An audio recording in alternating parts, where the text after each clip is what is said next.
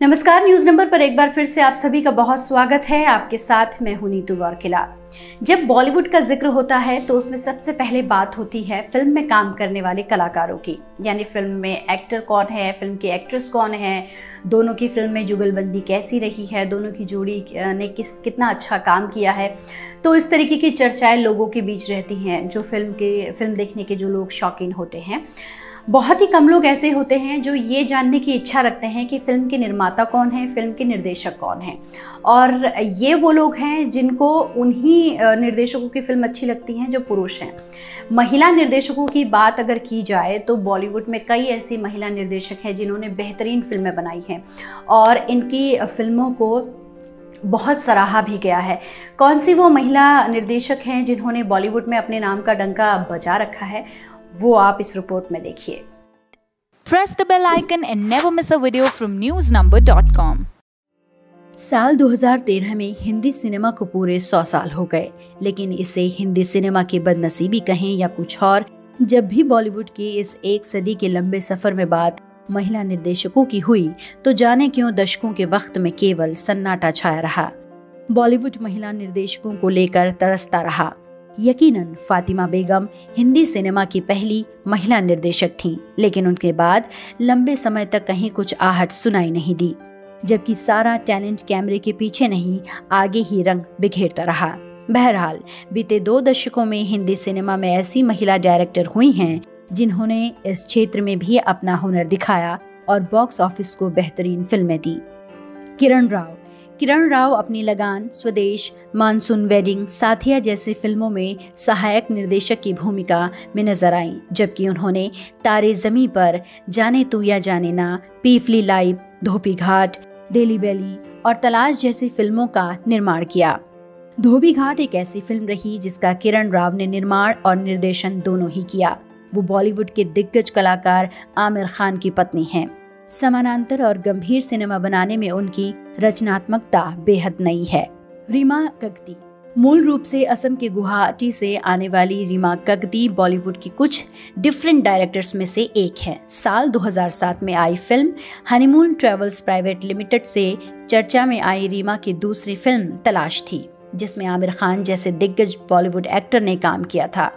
इसके अलावा रीमा लक्ष्य, जिंदगी ना मिलेगी दोबारा, दिल चाहता है, लगान जैसी फिल्मों का सहायक निर्देशन भी कर चुकी हैं। जोया अख्तर, मशहूर पटकथा लेखक और गीतकार जावेद अख्तर की बेटी जोया अख्तर बॉलीवुड की कंटेम्प्रेरी डायरेक्टर हैं। हर व्यक्ति उनके साथ काम करने का इच्छुक है। कम लेकिन शानदार फिल्में उनका काम करने का तरीका है।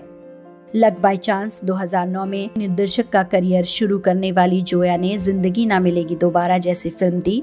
इस फिल्म के लिए उन्हें बेस्ट फिल्म डायरेक्टर्स का अवार्ड भी मिला। इसके अलावा उन्होंने बॉम्बे टॉकीज में शीला की जवानी सेगमेंट का निर्देशन किया है।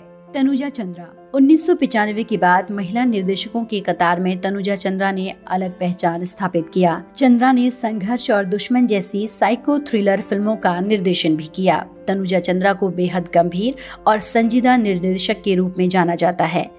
सुष्मिता सेन को लेकर जिंदगी रॉक्स का भी निर्देशन उन्होंने ही किया था। Film hope and little sugar के निर्देशन के लिए तनुजा चंद्रा की काफी तारीफ की गई थी। फराह खान, बॉलीवुड में मूल रूप से कोरियोग्राफर के रूप में नाम कमाने वाली फराह खान ने निर्देशक के तौर पर बॉलीवुड को बेहद शानदार फिल्में दी। तकरीबन 80 फिल्मों में कोरियोग्राफी कर चुकी फराह ने मैं हूं ना, ओम शांति ओम और हैप्पी न्यू ईयर जैसी सफल फिल्में दी हैं।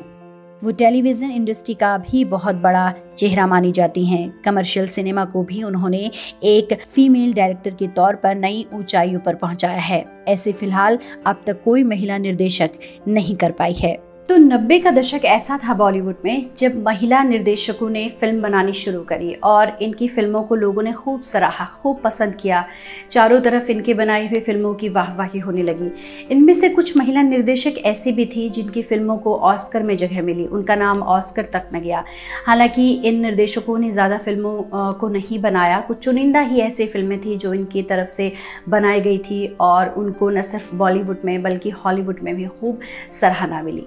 अपर्णा सेन ने वैसे मूल रूप से बंगाली फिल्में बनाई हैं। वो 3 बार की राष्ट्रीय अवार्ड विजेता निर्देशक हैं। निर्देशन कला पर अपनी बेहतर पकड़ और स्क्रीन प्ले की मास्टर इस डायरेक्टर ने बतौर अभिनेत्री कई फिल्मों में अभिनय भी किया। उन्होंने 15 साल की उम्र में सत्यजीत रे की फिल्म 3 कन्या में काम किया।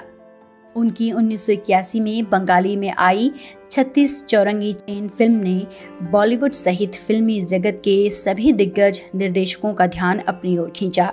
इस फिल्म को कई अवार्ड मिले। इसी पर उन्हें नेशनल फिल्म्स अवार्ड भी मिला। इसके अलावा उन्होंने पैरोमा, सती और युगांता जैसी अवार्ड विनिंग फिल्में भी की। मीरा नायर उड़ीसा के राउरकेला में जन्मी और भुवनेश्वर में पली बढ़ी मीरा नायर बॉलीवुड में भारतीय महिला निर्देशकों में सबसे चर्चित नाम है। वो Mississippi Masala Bollywood film 1992, Kamasutra 1996, Monsoon Wedding 2007 और नेमसेक 2007 जैसी फिल्मों के साथ अंतर्राष्ट्रीय स्तर पर चर्चा में आई। दीपा मेहता मूल रूप से पंजाब के अमृतसर से आने वाली दीपा मेहता एक अंतर्राष्ट्रीय निर्देशक के रूप में पहचानी जाती हैं। 1996 में आई अपनी फिल्म फायर से चर्चा में आने वाली दीपा ने बॉलीवुड को कुछ चुनिंदा फिल्में 1947 अर्थ और वाटर जैसी फिल्में दी और एक अलग पहचान बनाई। कमाल की बात यह है कि उनके द्वारा बनाई गई इन तीनों ही फिल्मों ने ऑस्कर में प्रवेश किया था। उनकी फिल्मों में महिला सशक्तिकरण से लेकर स्त्री विमर्श के गंभीर आयाम केंद्र में होते हैं। वो पूरे भारत में इंडो कैनेडियन फिल्म डायरेक्टर के नाम से लोकप्रिय है। उनकी फिल्मों को कई दूसरे अंतर्राष्ट्रीय अवार्ड भी मिल चुके हैं। फातिमा बेगम बहुत कम लोग फातिमा बेगम का नाम बतौर निर्देशक जानते होंगे, लेकिन वो हिंदी सिनेमा की पहली महिला निर्देशक हैं। उन्होंने उस दौर में फिल्में बनाई जब महिलाओं को घर से बाहर निकलने पर भी पाबंदी थी।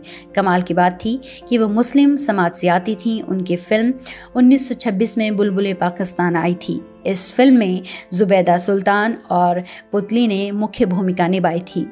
फातिमा उर्दू की गजलों की दुनिया से आती थीं। वो एक स्क्रीन प्ले राइटर, निर्माता, अभिनेत्री भी थीं। उन्होंने भारत की पहली बोलती फिल्म आलम आरा में काम किया था। वो कोहिनूर और इंपीरियल स्टूडियो की नायिका थीं। तो आज के समय में महिलाएं हर क्षेत्र में काम कर रही हैं, नाम कमा रही हैं, ख्याति हासिल कर रही हैं, जिसमें महिला निर्देशकों का नाम भी शामिल है।